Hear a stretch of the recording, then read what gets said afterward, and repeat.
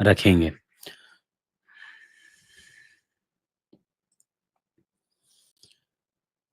جی یہ پہلے ہمارے کالر ہے ارشاد احمد بھائی۔ ارشاد احمد بھائی آواز آ رہی ہے آپ کو؟ مفتی صاحب السلام علیکم۔ وعلیکم السلام ورحمۃ اللہ وبرکاتہ۔ کیسے حضرت آپ؟ الحمدللہ، اللہ کا شکر ہے۔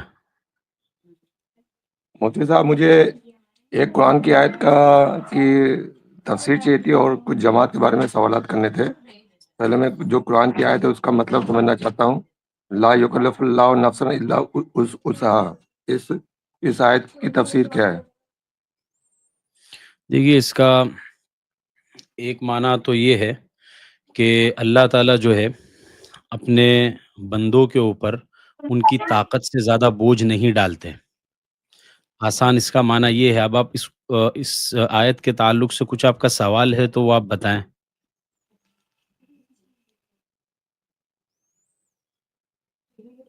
تو مفتی صاحب اس میں جو مطلب اس سے کیا مراد ہے، مطلب کس طریقے کی ہے؟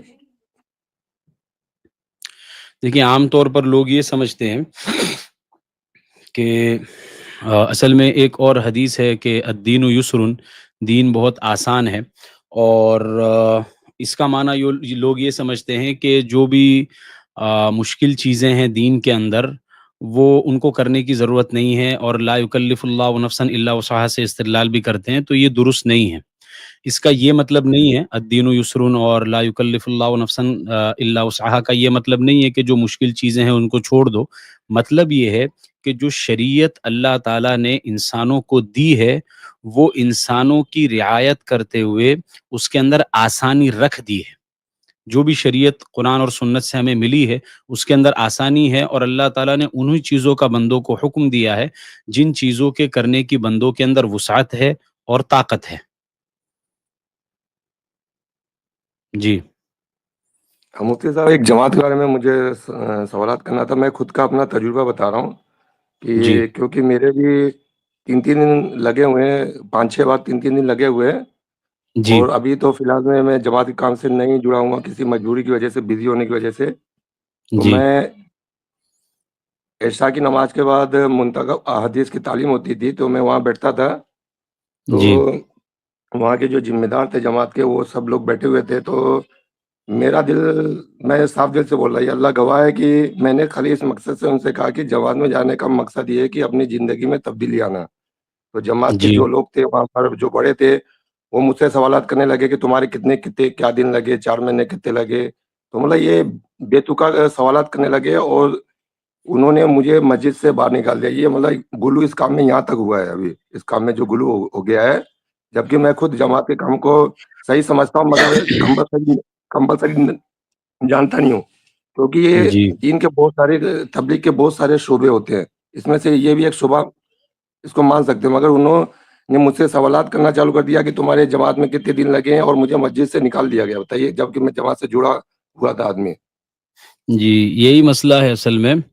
جب تک آپ جو ہے تبلیغی جماعت کے ساتھ میں ان کے موافق رہیں گے اور ان کی ہاں میں ہاں ملاتے رہیں گے، جب تک وہ جو ہے نا آپ کی جو ہے نا بہت زیادہ اکرام بھی کریں گے، سب چیز کریں گے، اور جب آپ نے کوئی منکر کے اوپر ٹوک دیا کہ بھائی یہ چیز غلط ہے قرآن اور سنت کی روشنی میں، تو وہ آپ کو، جو آپ کو ہی نہیں بلکہ ہر کسی کو جو ہے، ہر ٹوکنے والے کو اپنا مخالف سمجھ لیتے ہیں۔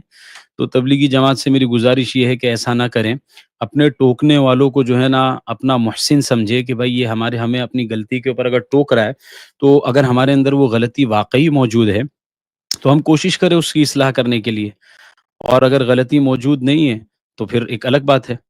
تو یہ چیز ہوتی رہتی ہے، درگزر کرنا چاہیے، اب کیا کریں گے۔ اور کوئی سوال ہے آپ کا تبلیغی جماعت کے تعلق سے؟ نہیں، اس میں ایک چیز اور آ گئی ہے، جو حدیث میں جو جہاد کی فضیلت آئی ہے، جو قرآن حدیث میں جو جہاد سے مطلب جو قتال کی جو آیتوں کی فضیلت ہے، وہ یہ لوگ جی اپنے اوپر فٹ کرتے ہیں، جس کے بارے میں مفتی سعید احمد پالنپوری صاحب رحمۃ اللہ علیہ نے بھی نقل کر چکے ہیں۔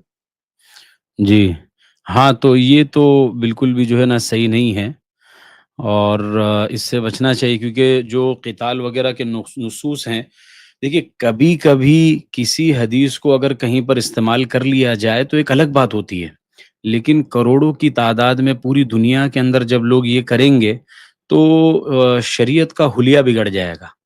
تو اس طرح کرنے کی جو ہے نا بالکل بھی اجازت نہیں ہے. مفتی سعید صاحب پالنپوری کی میں ایک بات آپ کو سنا دیتا ہوں. وہ یہ کہا کرتے تھے کہ تبلیغی جماعت کا کام جو ہے یہ قتال اور جہاد کے ساتھ میں ملحق ہے، یعنی یہ اس کے ساتھ میں جوڑ دیا گیا ہے فضیلت کے اعتبار سے، اور یہ جوڑا جانا، یہ الحاق، یہی فضیلت کے لیے کافی ہے. اس سے آگے بڑھ کر ہر جزوی فضیلت کو تبلیغی جماعت کے لیے ثابت کرنا یہ درست نہیں ہے. تو اس کا تھوڑا سا دھیان رکھنا چاہیے. اچھا مفتی ٹھیک ہے. صاحب ایک چیز اور ہے، ہاں جیسے جماعت آتی ہے، یہ کام تو اچھا تو ہے، مستحب، مگر اس میں ایک چیز یہ ہو رہی ہے کہ جو جتنی بھی آج کل کے زمانے میں جماعت کے ذریعے سے لوگوں میں دین کا جذبہ پیدا ہو رہا ہے، تو ان کو صحیح مولانا مفتی سکھانے والے نہیں ملتے.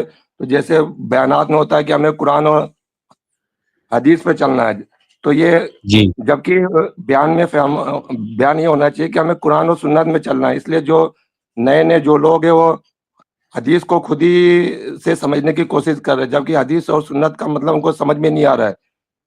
تو یہ مسئلہ ایک یہ کہ یہ اپنے بیانات میں جو مولانا لوگ ہیں قرآن اور سنت کہیں تو زیادہ بہتر ہوگا. یہ میری رائے غلط ہے کہ صحیح ہے؟ میں یہ جاننا چاہتا ہوں. ٹھیک ہے، صحیح ہے.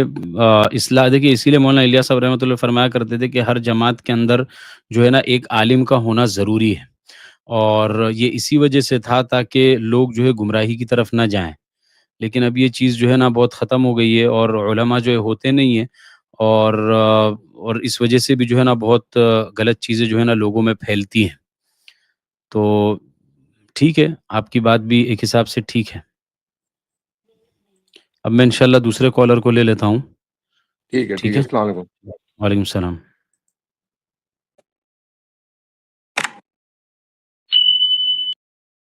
بسم الله الرحمن الرحيم. اقترب للناس حسابهم وهم في غفلة معرضون. ما يأتيهم من ذكر من ربهم محدث إلا استمعوه وهم يلعبون. لاهية قلوبهم وأسروا النجوى الذين ظلموا هل هذا إلا بشر مثلكم أفتأتون السحر وأنتم تبصرون. قال ربي يعلم القول في السماء والأرض. إن المسلمين والمسلمات والمؤمنين والمؤمنات والقانتين والقانتات والصادقين والصادقات والصابرين والصابرات والخاشعين والخاشعات والمتصدقين والمتصدقات والصائمين والصائمات